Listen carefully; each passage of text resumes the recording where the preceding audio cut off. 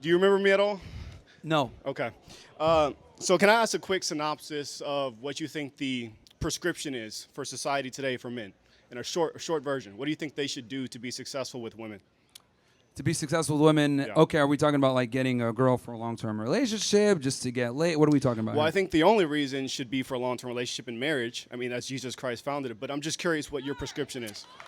Well, I've talked about this. I think guys have to have certain things in place, right, before they want to get into a long-term relationship. It's 5 things.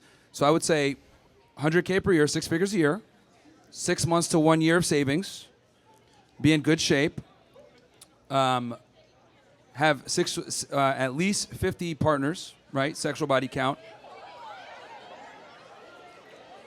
All right. And then is that the last one? And then there's one more, but that's fine. You could go ahead and Okay. engage with what I've said so far. So the reason I asked that is I've watched almost every single podcast you ever did for about a year and a half.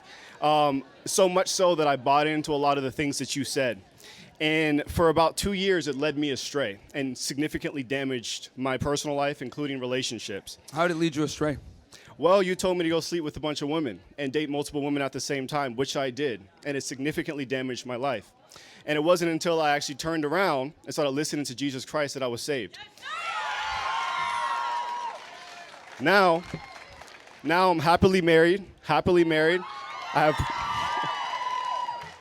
I have one child now with another one on the way, and I've never felt happier.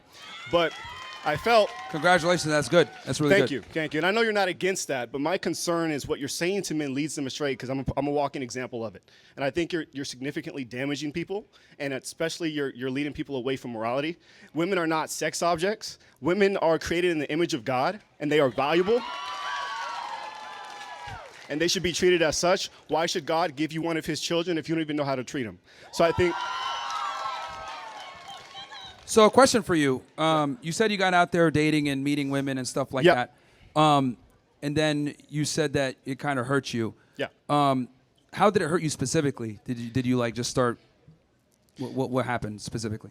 Well, I started warring against my own flesh. It's like trying to fill an empty void. Mm-hmm. There's a God-shaped vacuum in the heart of every man that can only be filled by God alone. Anything else you try to fill with that's not going to satisfy it. Sure. And I tried to do it with sex. Yeah. So would it be fair? How'd you meet your wife? We actually had the #1 dating podcast in North and South Carolina called Who Hurt You Podcast. Okay. And I'm also friends with Fresh. I know him very well. I texted him before I came here. Yeah. And I know pretty much everyone on your crew. But I was a heavy follower, and you actually inspired me to start the podcast, and I realized what I was doing was wrong. Yeah. So would it be fair to say that when you went through that experience, you were able to identify characteristics that you probably found as unredeemable and you probably wouldn't want to commit to, right? In what way? Well, when you were seeing these women, right, you probably started seeing patterns in how they behave, how they speak, or whatever. Maybe they're not qualified to be a wife. Because the thing is, right? Well, I don't need that. I have the Bible for that. It tells me what to look for. Yeah, but the thing is that you were able, and again, you're probably not going to notice it, but when you dated and dealt with all these women, you probably were able to identify characteristics that you were not fond of, or characteristics that would make a woman not a good candidate for a long-term relationship. And I think half the game is figuring out which girls don't qualify for marriage versus which ones that do. And clearly you learned a skill set on how to become attractive and get women, and then you're able to identify the things that you like versus the things that you don't like. And that only comes a lot of times with experience. Now, look, if a guy can go ahead and, find a woman as a virgin and be attractive and be able to understand how to navigate that, that's great in modern times. But the reality is a lot of guys don't. And I mean, even in your success story, you had to go through a lot of bad women to be able to identify your current wife as the one. So failures are good. They're good. Yeah, failures, failures in the sense of socioeconomic or maybe even relationship failures could be good. But there's a difference with what I'm saying. I'm saying that we're warned against our soul. Jesus Christ commands us to marry one woman. That's it. Sure. And what you were causing me to do was sin against myself. And that's the point I'm trying to get to. It's immoral. Yeah, I and mean, it's you got to wrong. take personal responsibility, bro. Because here's the reality. No, I do, 100%. Yeah, so very publicly, I and have in that's- front of and over that's why- 40,000 people. I've yeah, done that. Yeah, great. But the point I'm trying to make is I teach guys a skill set, right?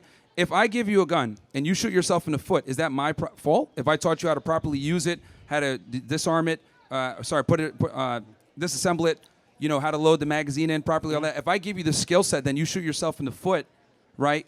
is that really my fault? No, I just arm you with the skill set. Then you choose what you want to do with it. Now, obviously, Well, you no, wanted to it's go on predatory, you wanted to because men go are toward hurting. a sex escapade, which is, I guess, fine. But the reality is, I armed you with the tools to become an attractive guy, and you utilize that. You can't come back and get mad No, and you say, didn't arm me "Oh, with that. I became attractive when I followed Jesus. That was it. oh, okay." Now it's changing the story. No, I'm not changing any story. It's one thing to be attractive in the sense of gaining sexual partners, but it's a completely different thing to be attractive to someone that wants to marry you and spend their life with you and have kids with you.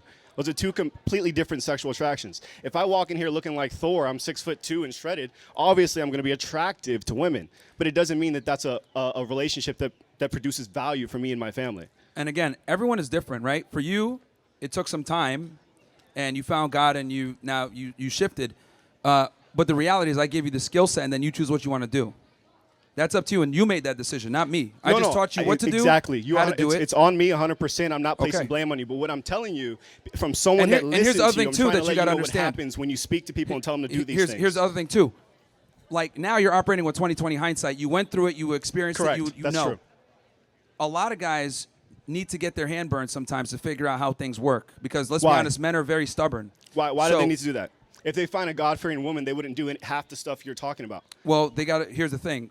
Finding a God-fearing woman in today's day and age is a lot harder said than done, right? So I did it, Yeah, it's a lot harder and said so did than everyone done. in my whole family. So it's not that hard. Yeah, that's anecdotal from your perspective.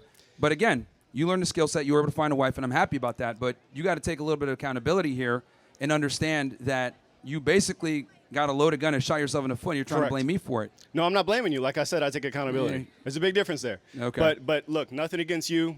Like I said, I've hung out with Fresh 8 or 9 times recently.